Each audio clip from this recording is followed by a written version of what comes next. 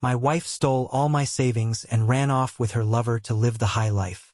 But when her money ran out, she came crawling back on her knees and begged me to forgive her and, "Hi Reddit. It's me, Daniel, and let me tell you, if you'd asked me a year ago what my life would look like today, I would have painted you a picture of stability. A nice house in Lakewood Hills, 2 great kids, a solid job running my own contracting business, and a wife, Bianca, who I thought I'd grow old with. We weren't perfect, but after 23 years of marriage, who is? Turns out I was a damn fool. One morning, while I was sitting at the kitchen table sorting through a pile of overdue bills, Bianca walked in, looking eerily calm. She leaned against the counter, arms crossed over her expensive silk blouse, the kind I never understood why she needed, and said, "Daniel, we need to talk." I barely glanced up. "Can it wait? I'm trying to figure out how we're going to cover the mortgage this month." She sighed dramatically, like she was the one carrying all the weight in this marriage. "No, it can't. I've been seeing someone else," she said, just like that, as if she were discussing the weather. My hands froze on the papers. For a moment I thought I misheard her. "What? I've been having an affair," she repeated, this time firmer. "For 3 years. And I'm leaving. 3 years. Not 3 months, not a drunken mistake, 3 whole years." I should have exploded. I should have shouted, demanded answers, thrown something, anything. But instead, an odd sense of relief washed over me. Because deep down I already knew. Our marriage had been a performance for years. To outsiders, we looked like a well-off suburban couple, but behind closed doors, I was the one keeping everything from crumbling. Bianca had checked out a long time ago, spending her days in overpriced boutiques and her nights out with friends I barely knew. I'd spent years making excuses for her coldness, her absences, the unexplained charges on our credit card statements. I just never wanted to admit it.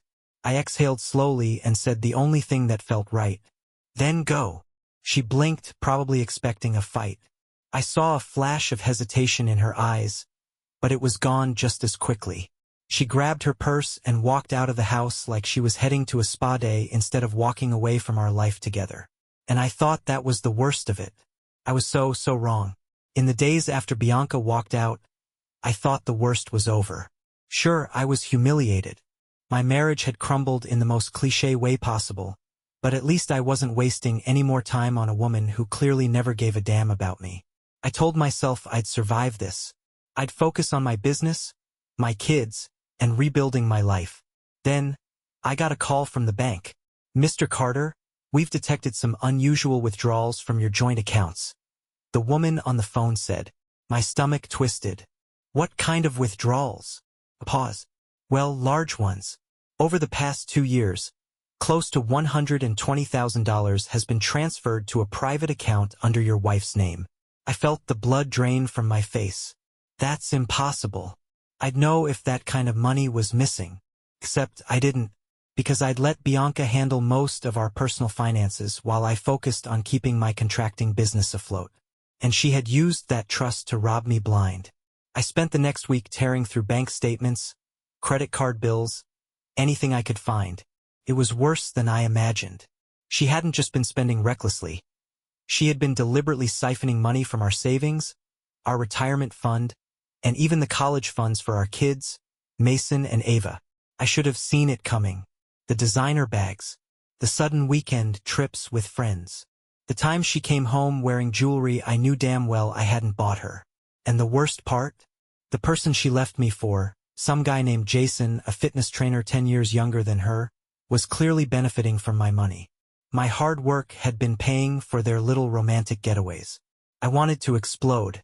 I wanted to track her down and demand every last cent back. But I knew Bianca too well. She'd just play the victim, twist the story to make it seem like I was the controlling, bitter ex-husband. So instead, I did the only thing I could do. I hired a lawyer. Enter Natalie, a no-nonsense attorney with sharp eyes and an even sharper tongue. The moment I laid out the situation, she leaned back in her chair, arms crossed. "So let me get this straight. Your wife drained your accounts, left you for a guy she's probably financing, and now she thinks she can just walk away without consequences." "Pretty much." She shook her head. Not on my watch. That was the first moment I felt a flicker of hope. Maybe, just maybe, Bianca wasn't going to get away with this. But I had no idea just how messy things were about to get. Bianca didn't waste any time proving exactly how ruthless she could be. A week after I hired Natalie, I got served with divorce papers. Not just any papers. These were filled with demands so outrageous I had to read them 3 times to believe them. Bianca wasn't just asking for half of our assets. Oh no, that would have been reasonable. She wanted the house, my business, full custody of the kids, and spousal support. Spousal support. From me. The same man she had drained for over $100,000 while sneaking off on vacations with her personal trainer boyfriend.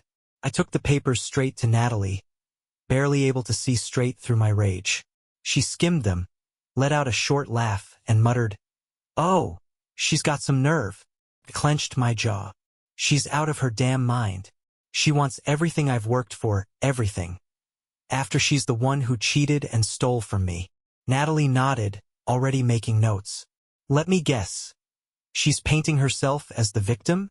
Claiming she was unhappy and trapped in an unfulfilling marriage? Bingo.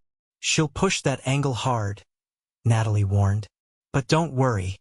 If she thinks she can waltz out with your business and your kids after robbing you blind, she's in for a rude awakening.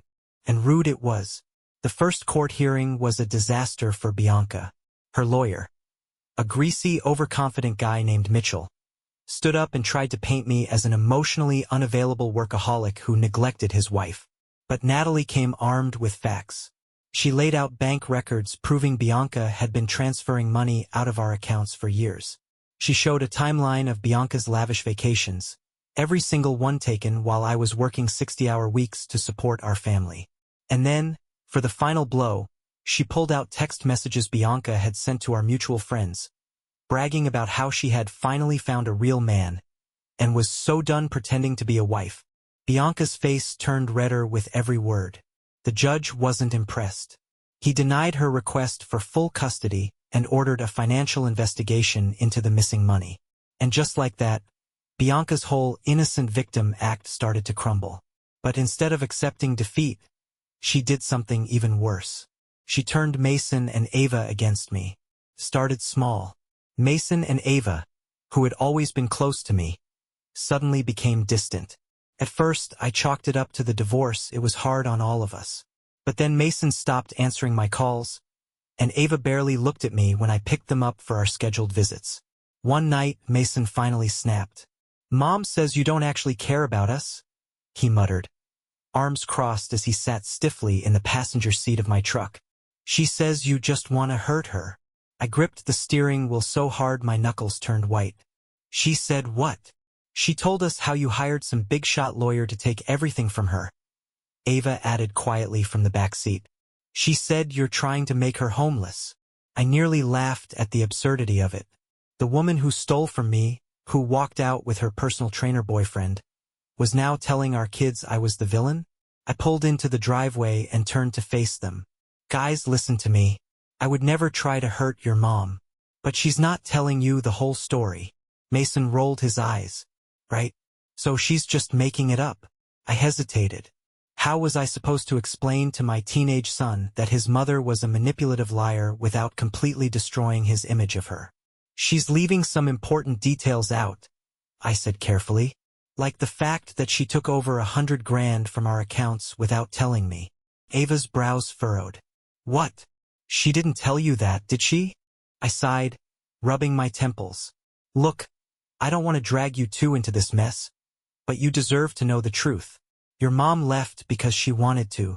She made choices that hurt our family. And now, instead of taking responsibility, she's trying to turn you against me." Mason was already shaking his head. "No, that's not true. She said you never made her feel loved. That you only cared about work." I exhaled sharply, my chest tightening. It was like fighting a ghost. I couldn't argue with lies they had already decided to believe. "I love you both," I said firmly.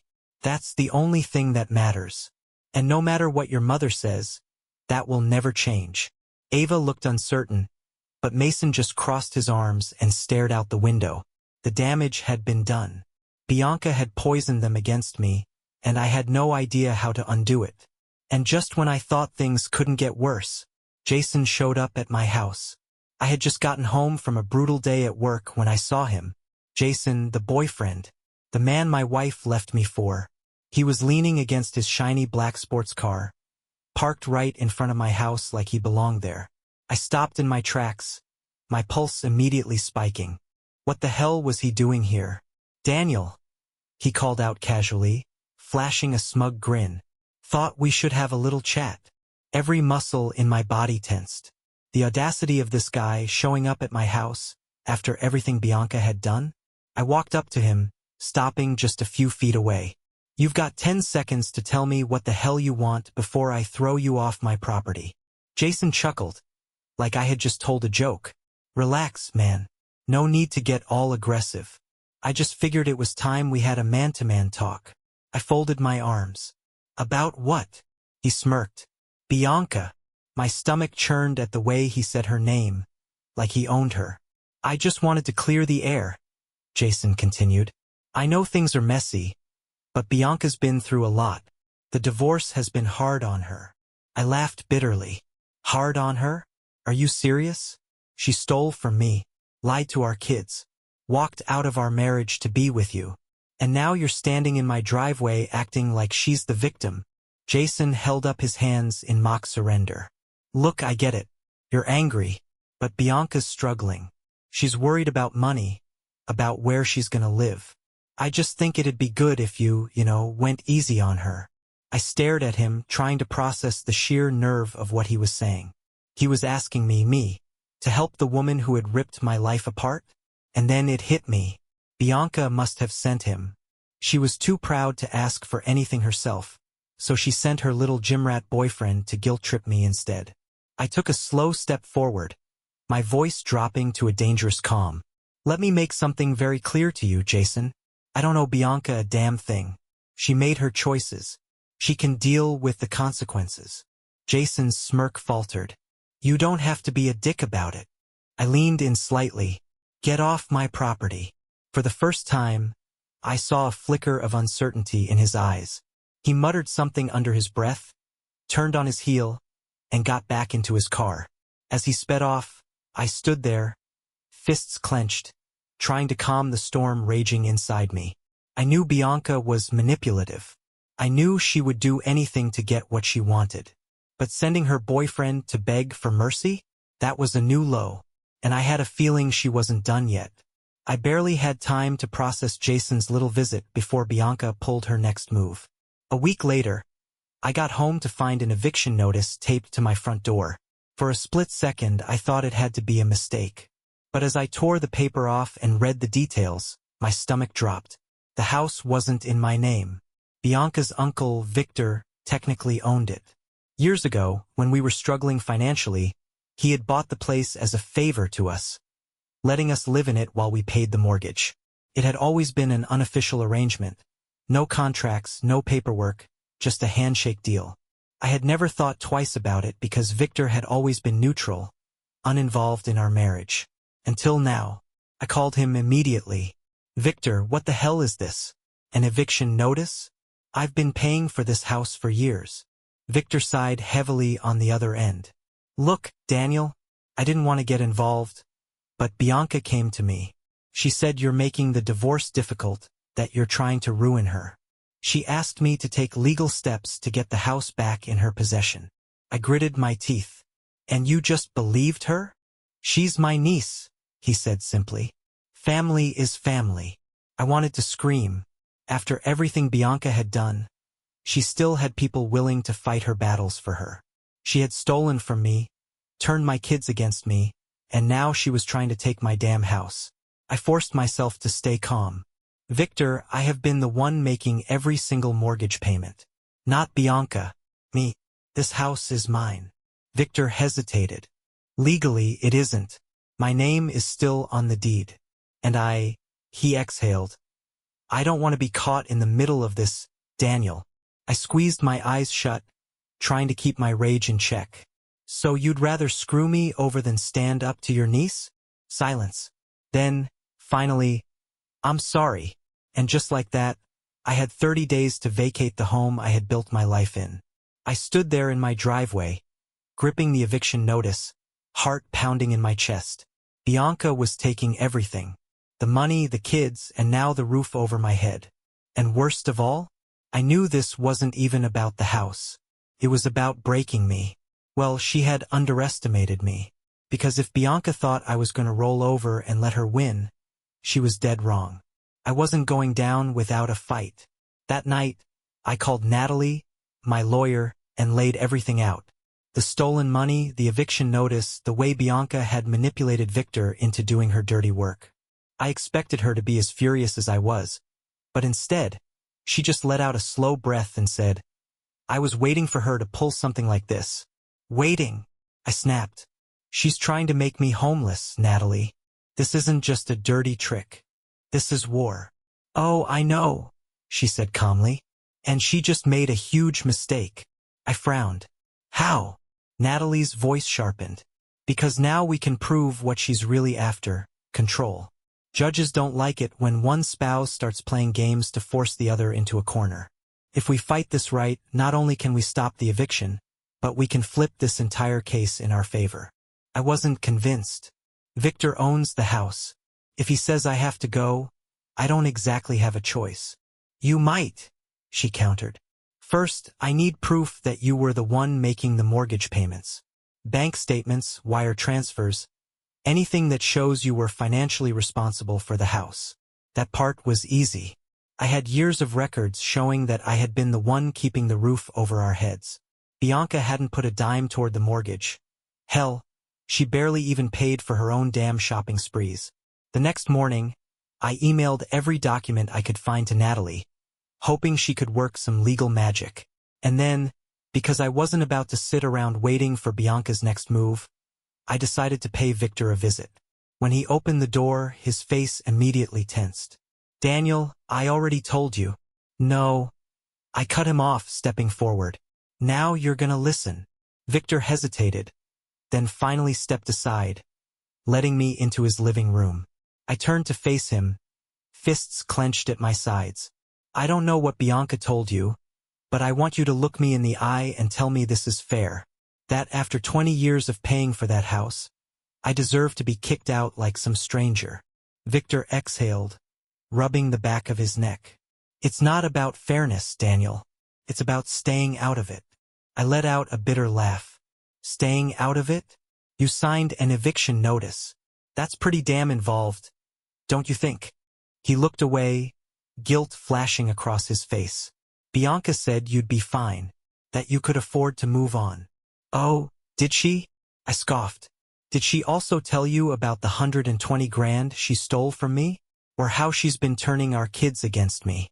Or how she sent her little boy toy over to my house to talk sense into me?" Victor's jaw tightened. "Jason went to your house?" I laughed darkly. "Oh, so that part she didn't mention?" I shook my head. "Listen, Victor, you can do whatever you want. But if you go through with this, you're not just hurting me. You're helping her. A woman who will use anyone to get what she wants. And when she's done with you, she'll throw you under the bus too." For the first time, I saw hesitation in his eyes. He swallowed hard, looking at the floor. "I'll think about it." It wasn't a victory, not yet, but it was the first crack in Bianca's plan. And I was ready to push until the whole damn thing collapsed. A week passed, and I heard nothing from Victor. No calls, no texts, just silence.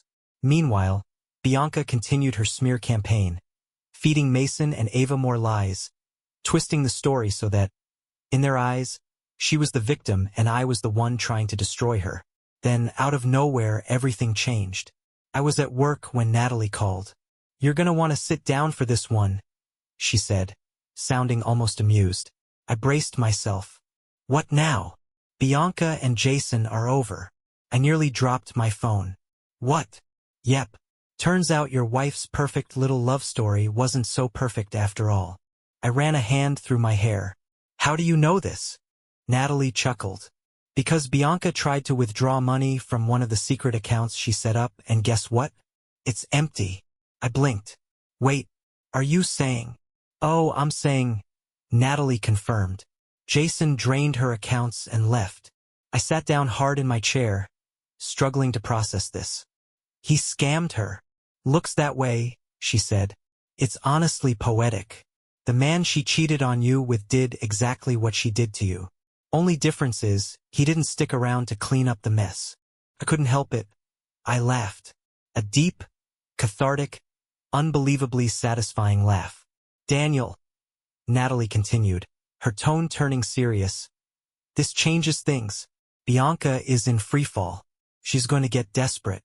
And desperate people, they make stupid mistakes. She was right.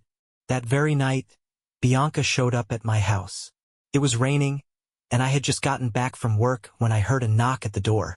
I opened it, and there she was, soaking wet, makeup smudged, eyes red like she had been crying for hours. I leaned against the doorframe, arms crossed. "What do you want, Bianca?" She sniffed, looking up at me with that same helpless expression she used to pull whenever she wanted something. "Can we talk?" I sighed. "About what? How you tried to steal my house? How you turned my kids against me? Or maybe about how your boyfriend ran off with all your money?" She flinched. "Good. Let it sting." "Daniel, please," she whispered. "I messed up. I see that now. I don't know where else to go." I stared at her, feeling nothing. No sympathy, no anger, just a strange sense of finality. "You should have thought of that before you burned every bridge," I said coldly. "Now get off my porch." Her lip trembled. "I have nowhere to go, Daniel." "Not my problem." She took a shaky breath. "Can I at least come in for a bit?" I let out a sharp, humorless laugh. "You want to come inside? Into the house you tried to have me evicted from? Are you actually serious right now?" Tears spilled down her cheeks. No. I cut her off. "You made your choice, Bianca. Now live with it." And with that, I shut the door in her face. For the first time in years, I finally felt free. The next morning, I half expected Bianca to still be outside, pounding on the door or making some dramatic scene in the driveway. But when I looked out the window, she was gone. Good. I should have felt a sense of victory. She had lost. Jason had run off with her money, her manipulations had backfired, and now she was alone.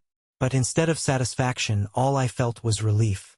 For the first time in years, I wasn't worried about what Bianca was plotting. I wasn't scrambling to fix her mistakes or bracing for her next betrayal. I was done. Of course, that didn't mean she was done with me. Later that afternoon, I got a call from Mason. My stomach twisted as I answered. "Hey, bud." There was silence on the other end. Then, in a hesitant voice, he asked, "Did you really throw Mom out last night?" I sighed, pinching the bridge of my nose. "She came to my house after spending the last year trying to ruin me, Mason. What did she expect? She said she had nowhere else to go." I bit back a bitter laugh. "She could have stayed with Jason. Oh wait, he took all her money and disappeared. Guess she finally learned what it feels like to be used." Mason exhaled sharply. "You don't have to be so cold about it, Dad." I clenched my jaw. "You weren't there when she was draining my accounts, Mason. You weren't there when she was lying to me every single day for years. She didn't care when she was putting me through hell, but now that she's suffering, I'm supposed to care." "I don't know," he muttered. I don't know who to believe anymore." That hit me harder than I expected. My own son, my own blood, had been fed so many of Bianca's lies that he didn't even know if he could trust me. I swallowed the lump in my throat. "You don't have to pick sides, Mason, but you do have to see the truth for yourself. I'm not the one who destroyed this family. Your mother did that all on her own." There was a long silence before he finally said, "Yeah, okay." It wasn't a victory. Not yet. But it was something. A few days later, Bianca left town. Just like that. No drawn-out goodbye, no more manipulations. One minute she was causing chaos, and the next she was gone. I heard from a mutual acquaintance that she had moved to a different city, staying with an old friend while she figured things out. For the first time in years, I could finally breathe. And now, it was time to start living again. The first morning after Bianca was officially out of my life, I woke up feeling light, like a weight had finally been lifted off my chest. No more legal battles. No more manipulations. No more walking on eggshells, waiting for the next disaster. For the first time in years, my life was mine again. The changes came slowly at first. I stopped waking up in a panic, dreading what mess Bianca had left for me to clean up. I started eating better, working out, not for revenge, not to prove anything to anyone, but because I actually wanted to feel good again. My relationship with Mason and Ava took longer to repair. Bianca had done a hell of a job warping their perception of me, and I knew I couldn't undo that overnight. But little by little, they started seeing the truth for themselves. Mason came over more often, and Ava finally stopped looking at me like I was the enemy. Then, something I never expected happened. I met Isabel. It wasn't some grand, dramatic romance. There were no sweeping gestures, no fate-filled moments. It was just simple, natural. She was a friend of a friend, someone I met at a casual dinner gathering. She had this warmth about her, this quiet strength that reminded me what it was like to be with someone who didn't drain the life out of me. At first, I hesitated. After everything Bianca put me through, was I really ready to trust someone again? But Isabel wasn't Bianca. She didn't play games. She didn't make me second-guess myself. She listened when I talked, laughed at my terrible jokes, and never once made me feel like I had to prove my worth. And for the first time in decades, I realized that love isn't supposed to feel like a battlefield. A year after Bianca left, I stood on a beach with Isabel, watching the sun set over the water. Mason and Ava were laughing in the distance, their walls finally down. The chaos, the bitterness, the anger, it was all behind me now. I had survived. And more than that, I had won.